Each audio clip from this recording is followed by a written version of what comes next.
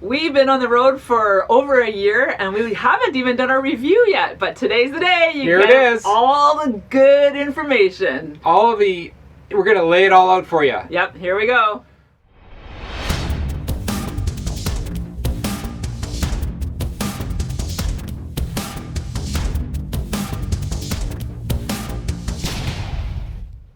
We have had a lot of activity with you in the last few weeks. We've been on the radio, we've done lots of things, and so we want to say hi. So many new people have joined the Living Light RV community, so we just want to say welcome here. We're glad you're here. This is an awesome place to hang out, to learn stuff about RV life. Yes. We learn so much from you guys, and we hope that we can impart a little bit of knowledge and some inspiration and maybe some entertainment for you. So thank you so much for joining our channel. We totally love having you guys here. It's awesome. All right. We're here to share. Let's do it. Yes. 1 year on the road. So we started September 26, 2018. Yeah. So we're going to give you the numbers and our life experiences until September 26, 2019. So I know a lot of you guys are really interested in stats, in numbers. How much the cost is. Yeah, budget, can I afford this lifestyle, that kind of thing. We're not going to get into that in a big way in this video because there are other people who do this really well. We actually recently were able to meet Bob and Pearl from Next Exit. So check out his channel because he does a ton of stuff on budget and spreadsheets and all that kind of stuff. Yeah, was that Little Bob? Little Bob. It's awesome. Anyway, check out his channel. Another one that does a lot of numbers is, what are their names? Thomas and Stacy from Yes. I'm Not Lost, I'm RVing. Yeah. So yeah, just check out some of those channels for the numbers. But we do want to share what we paid per month for that first year. So what we did is we compiled that all and divided it by 12 so we could get a monthly amount. Yeah. Here's the amount that we pay on an average month throughout the year. Actually, this is the total that we've paid. We paid less than $400. Less than $400 a month, which we call our rent. Yes. So what that includes is our pad rental. So wherever we're going to park the rig, that includes that. It includes... And I'll say that in the summertime we work camped, so that was so that we could pay nothing for the pad rental. Yeah. So that's what our offset was for that. Yeah, so that helps to bring those numbers down for sure. Utilities, so that covers our sewer, water, electric. Garbage. Covers our garbage. It covers our fuel costs. You guys, this includes the amount of money that we spend driving our motorhome from Canada to the US, doing our sightseeing and going back to Canada. That's all of our gasoline. Yeah, so that's pretty cool. And as well as propane. That's right, and our propane. We filled up with propane 7 times last year. Yeah, exactly. So how much is the exact number that we put down? $385. $385 a month. So you can definitely do this lifestyle on a budget. Yes. This is way cheaper than we could ever find a place in Calgary for rent. I mean, unless we were doing a house sharing situation or something, but to actually, rent an apartment or a condo or whatever. So less than $400 a month. That's awesome. We didn't want to get into anything else in that number, like groceries and stuff, because whether you buy a $2 hamburger or a $20 hamburger, that's up to you. Yeah, that's totally personal. So we figured that's within your control of your budget. Anyway, so there you go. So that's how much we pay for rent. And so now we want to talk about our lifestyle, about the things we've learned, about what it actually looks like to live life on the road for a year. One thing I found out is I wear out clothes. Because he's not saying he wears his clothes out, but he wears them out. I wear them in and out. That's right. But they wear out. I have to get rid of them because I am, first of all, I have less clothes that I take with me. And the clothes that I really like, I wear them often. Yeah. Yeah, it's kind of a weird, quirky thing, but when you're living in a minimalist lifestyle like this, you don't have a lot of options. So, but it's good. I think it's great because it gives us a reason to go shopping and buy new clothes because we actually use what we have. There's also another reason, is because the weather that we're in is more mild for longer periods of time, so that you're wearing the same kind of clothes and it doesn't go seasonal as much. That's true. That does make a difference. That's right. I haven't worn out my toque. No, I know. I still have the same winter parka. I'm keeping it inside. I haven't worn it out. I know. That's actually, anyway. All right, one thing that is kind of a frustrating part of living life on the road is that your stuff will let you down. Yeah, the stuff that you depend on. Yeah. What kind of stuff, Kit? Well, All of it. First of all the stuff will let you right. know. Don't rely on no. Go ahead. When you go to start your rig and it goes and it doesn't want to start, is like, that's a moment. Yeah. So you do things like add in a trickle charger, solar trickle charger, like we just discussed. Yeah. It improves things. We got rid of our 6-volt coach batteries just 2 weeks ago because there was things that weren't running anymore. And it was just because of electricity. Yeah. So we changed that out and everything gets happier and healthier. But you have to manage all those systems. Yeah, you do. Things like your tires. We had a tire blowout. If you haven't seen that video, you can check that out up here. What other things have sort of let us down? The furnace wouldn't run. Oh, and it was cold. It was so cold. And it was because of electricity. It was because of those batteries. They weren't holding the power. They weren't giving it enough. And also our generator. It would start. Yeah. It would get all gummy, and I haven't changed out the oil in the filter yet, but I need to. And then it wouldn't start the second time. And it's like, hey, I need you to start, and it wouldn't do it. Yeah. So stuff lets you down. Which we'd already known when we started on this journey. And we're thankful that it hasn't happened a lot and nothing really major, just normal maintenance stuff, truly. But be aware of that. If you're thinking of doing this lifestyle, you're going to use up the things in your rig. So have a budget for that and be prepared. And being a little bit handy does help because you're not having to just run to a shop all the time to get those things fixed. That's right. So handy Kent. I love it. Take care of it. The next step is that there's unknown dangers that you're going to find. Yeah, being in a different location all the time, there are things that you might not even know are a danger to you, or maybe you know it, but you don't know how to deal with it. So, for instance, we got stuck in the sand.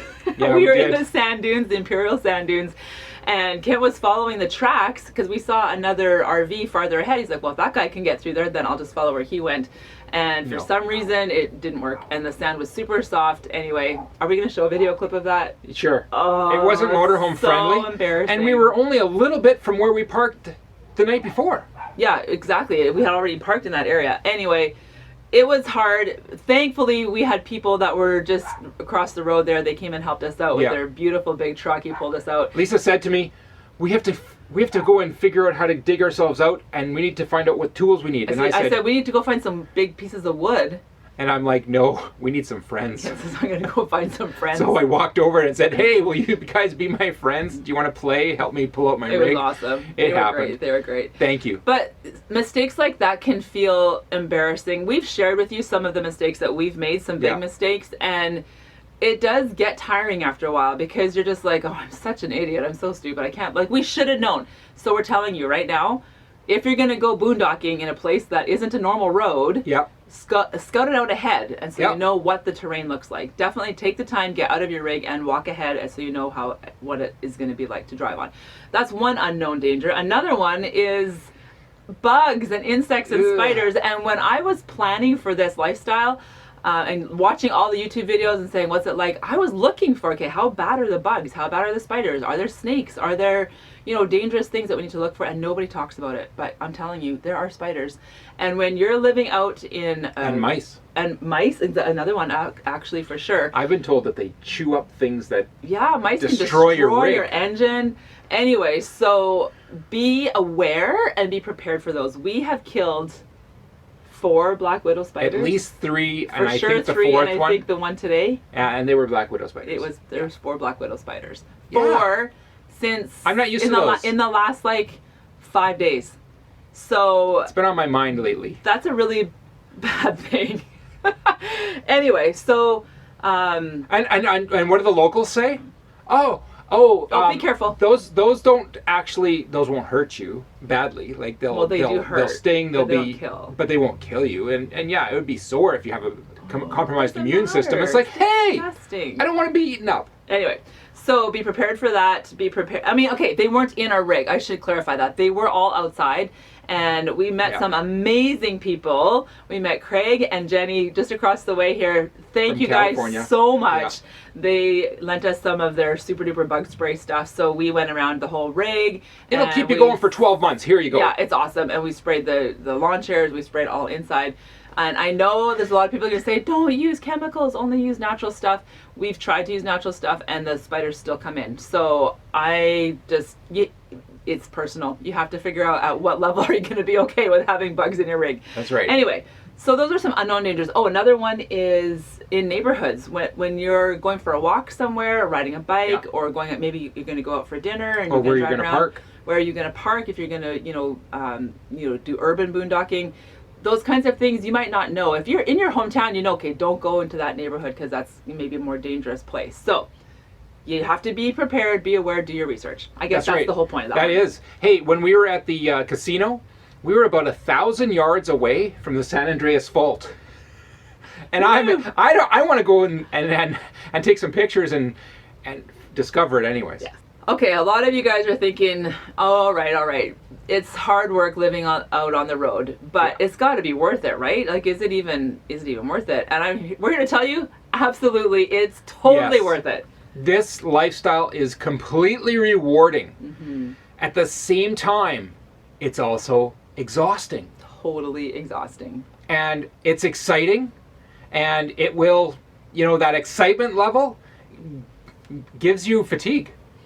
Yeah, a lot of people call it decision fatigue because you're having to constantly decide where are you going to stay, where are you going to go, how are you going to get there, where are you going to get your groceries when you're there, all those kinds of things. So it can be tiring and fatiguing, and you have to be prepared to deal with that kind of fatigue and that kind of that kind of exhaustion. And remember that this lifestyle, it will be draining. So you have to make sure you have the time to recharge. In order to live full time in an RV, you do need to have some resilience.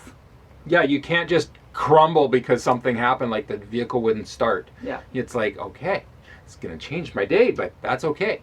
Yeah. And figure it out. So you have to be resilient when things like we're living in an older rig. Mm-hmm. So when the window doesn't want to close because some of the plastics housing of it has cracked, don't get mad and just make it bad. Let your windows fall out. Exactly. No, you have to just be a little bit more kind. Patient. That's a good word. You need to be patient. Yes. And just deal with the things the way that they need to be handled a little bit. Like our drawer.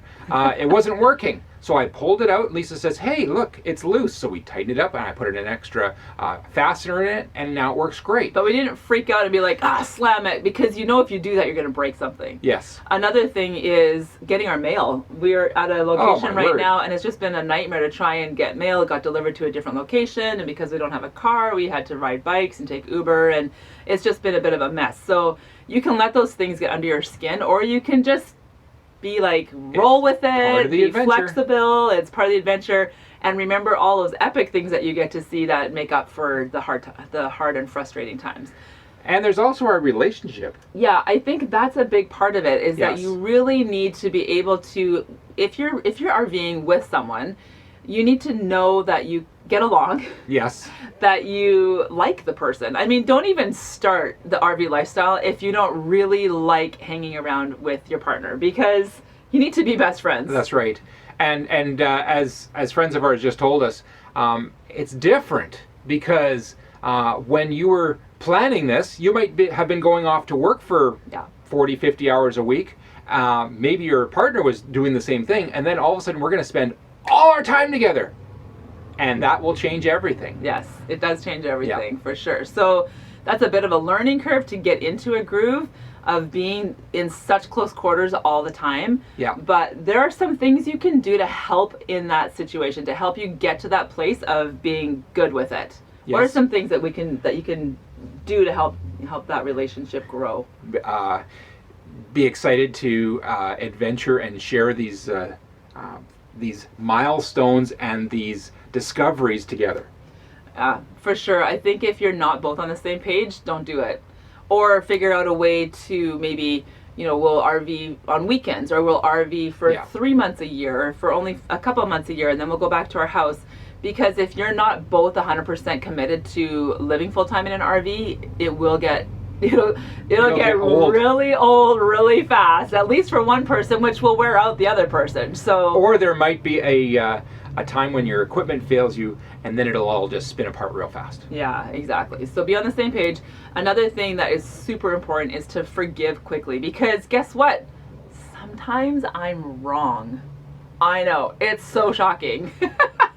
I like to be right. I like to be the person that never makes a mistake. But the reality is I make mistakes and I'm wrong a lot. And so I have to constantly be, I'm sorry, please forgive me. And Kent is so gracious to be forgiving and to be like, it's okay. And vice versa. Obviously, he makes mistakes too. So, and we all have a lot of expectations. And so when your expectation is, okay, when Lisa's spent 17 hours planning out every detail and you turn left and you turn right and all this stuff, and I just go, oh, I'm just going to go straight through. Oh my word. Life just fell apart. I can't believe you just went straight through. I planned for 17 hours how to get there, and you just blew that. You just blew me off. And and all of a sudden it's personal. So no longer is this just a navigational situation, but now I'm personally offended and I'm upset and angry, and he's like, what's your problem? Yeah, chick? What just happened? Figure it out. I'm the driver. I get to go wherever I decide.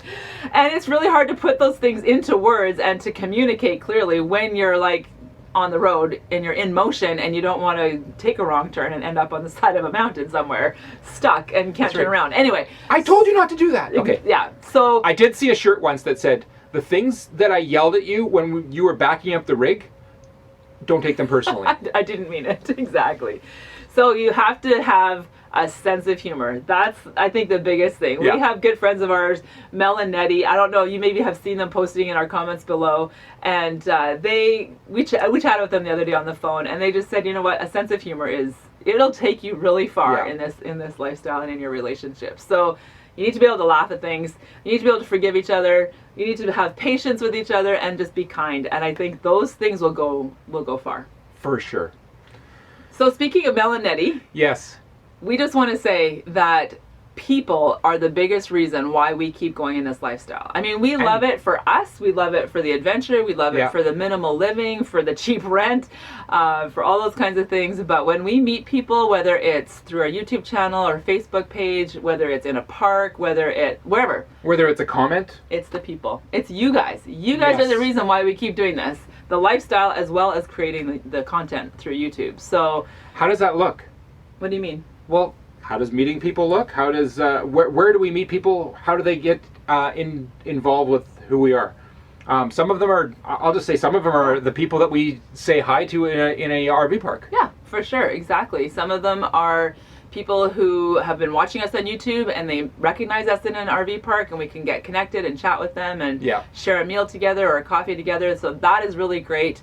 And I think that if you're going to be full-time on the road, loneliness is a big thing that you have to really watch out for. Even if you're with two people, I mean, the two of us could get lonely if it's just always only the two of us and we never talk to anyone and we never step outside the rig and we never do anything. So so definitely be aware of that challenge and don't let yourself get into that lonely space. Yeah, and do the hard thing sometimes and go and sign up for a game of pickleball or meet some people, or go to the pool or hang out at the hot tub or find a hiking buddy. There are a couple of different places online that you can do this. One of them is called Our Village, and if you sign up with Our Village, it's free to sign up, and you can create a profile there and you can put in there the things you're interested in. So if you're a hiker, or let's say you ride motorcycles, or let's say you're a gamer or whatever it is, you can find those people that have the same interests as you, and then it will alert you when you're in different campgrounds of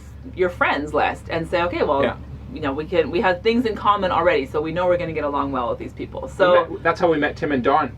Yeah. We pulled in, and within a matter of an hour, we're like, oh, good, we're here, we're settled, we're just got everything set up, and all of a sudden Tim's like, hey, neighbor, I saw that you pulled in. When can we get together? It's awesome. It's so great. Then we saw Tim at another park too, and it was like, Tim, it's awesome. We're back again. We love it. We just love meeting people that way. So, people are important in your life. Include them. Yes.